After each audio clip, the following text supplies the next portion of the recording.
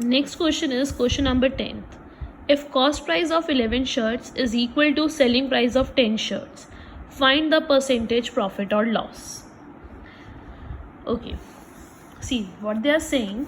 Cost price of 11 shirts is equal to selling price of 10 shirts. Understand the procedure very nicely of this question, an important question. How we are going to do this. We have to find profit or loss percent. They are saying CP of 11 shirts, cost price of 11 shirts is equal to selling price of 10 shirts. We don't know the cost price, we don't know the selling price. They are saying 11 shirts का जो भी cost price है वो 10 shirts के selling price के equal है. You have to tell profit or loss. So we assume that let cost price of these 11 shirts be 100 rupees. जो 11 shirts का cost price है वो 100 rupees है. See what are we going to do? हमें profit और loss बताना है. From this we can understand कितनी शर्ट सेल हुई है. 10 शर्ट सेल हुई है. SP ऑफ 10 शर्ट्स हमें बोल रहे हैं वो दैट मीन्स 10 शर्ट सेल हुई है. दैट मीन्स अगर मुझे कॉस्ट प्राइस 10 शर्ट्स का पता चल जाए और सेलिंग प्राइस 10 शर्ट्स का पता चल जाए, so I can know whether it is a profit और a loss and I can calculate profit percent और loss percent. What I need to know is cost price of 10 shirts and selling price of 10 shirts. For that what I am doing, I am saying let cost price of 11 shirts, जो यहाँ 11 shirts बोल रहे हैं, उसका cost price be 100 rupees. If 11 shirts का cost price 100 rupees है तो 1 shirt का कितना हो जाएगा 100 upon 11. What we want cost price of 10 shirts. So cost price of 10 shirts will be 100 upon 11 into 10, that is 1000 upon 11 rupees. So we got cost price of 10 shirts. Okay. Now coming to selling price of 10 shirts. They are saying selling price of 10 shirts is equal to cost price of 11 shirts. ठीक है. तो selling price of 10 shirts कितना हो जाएगा 100 rupees, क्योंकि हमने क्या बोला था cost price of 11 shirts कितना है 100. तो selling price of 10 shirts is 100 rupees. Now we got the cost price of 10 shirts. We got the selling price of 10 shirts. So profit is SP minus CP. 100 minus 1000 upon 11.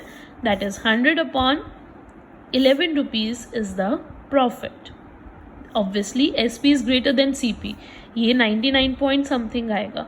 So SP is greater than CP. So profit हो रहा है. Profit is SP minus CP. 100 minus 1000 upon 11, that is 100 upon 11. Profit percent will be profit upon CP into 100. Your profit percent will be profit upon CP into 100%. Profit is 100 upon 11. CP of 10 shirts is 1000 upon 11 into 100. This 11 will go up. 11 will be cancelled by 11. 2 zeros are cancelled by 2 0. This 0 is cancelled by this. We got the answer 10%. Okay. Understand it once more. They are saying CP of 11 shirts is equal to SP of 10 shirts. We assume that let cost price of 11 shirts be 100 rupees. Cost price of one shirt will be 100 upon 11.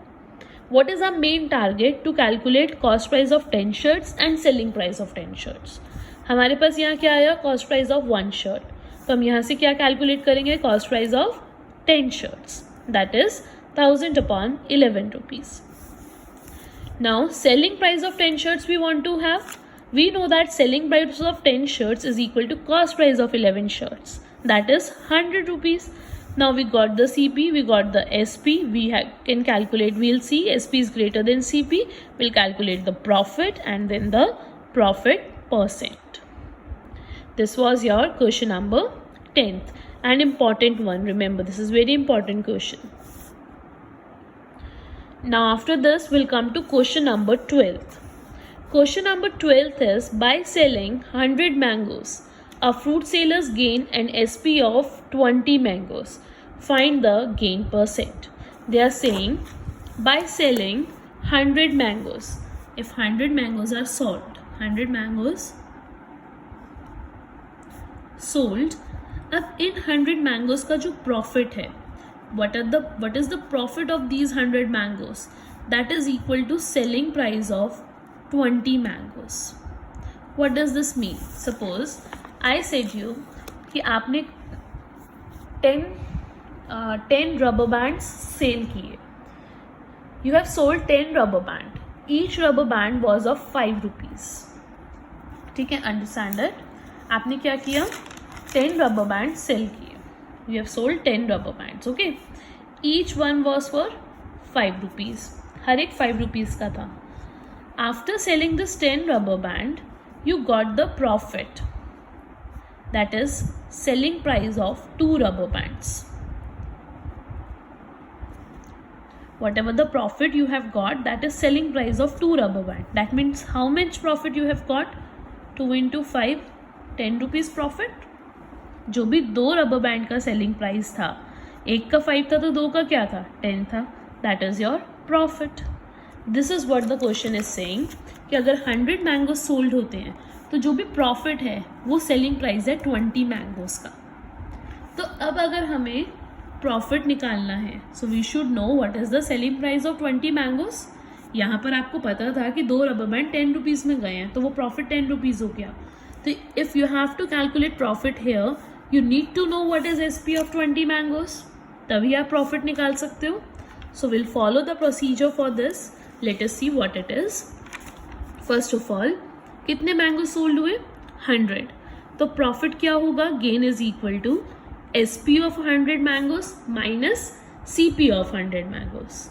Selling price of 100 mangoes minus cost price of 100 mangoes, that will be our gain or what we call profit. Actual में they are saying profit is equal to selling price of 20 mangoes. जो question में वो कह रहे हैं कि जो भी प्रॉफिट है that is selling price of 20 mangoes. So but we know gain is equal to selling price of 20 mangoes. ठीक है, हमने क्या किया? इसको यहाँ पुट कर दिया. So selling price of 20 mangoes is equal to selling price of 100 mangoes minus cost price of 100 mangoes. 20 mangoes का जो सेलिंग प्राइस है वो क्या आ गया?